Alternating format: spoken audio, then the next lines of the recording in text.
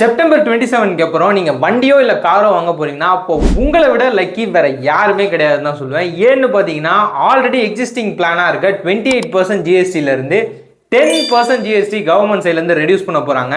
இது எல்லாமே 350 motor cycle உள்ள இருக்க கேட்டகரியில் தான் இந்த 10% ஜிஎஸ்டி வந்து ரெடியூஸ் பண்ணுறாங்க. ஐ மீன் 28% இப்போ ஜிஎஸ்டி இருக்குல்ல 350 சிசிக்கு உள்ள, அது எல்லாமே 18% ஆக போகுது.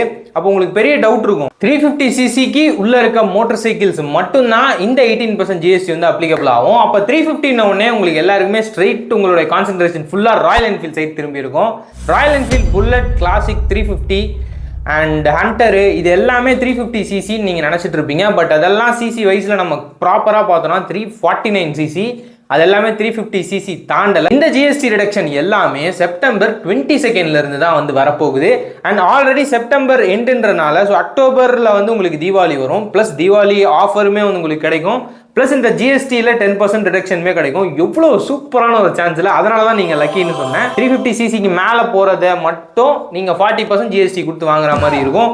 ஸோ 400 சிசி இந்த மாதிரி எதுவும் பிளான் பண்ணியிருந்தீங்கன்னா நீங்களாம் செப்டம்பர் 22க்குள்ளே மோட்டர் சைக்கிள் புக் பண்ணி வண்டி டெலிவரி எடுத்துருங்க. அப்போ தான் உங்களுக்கு அந்த எக்ஸிஸ்டிங் ஜிஎஸ்டியில் வந்து பர்ச்சேஸ் ஆகிறது சான்ஸ் கிடைக்கும்.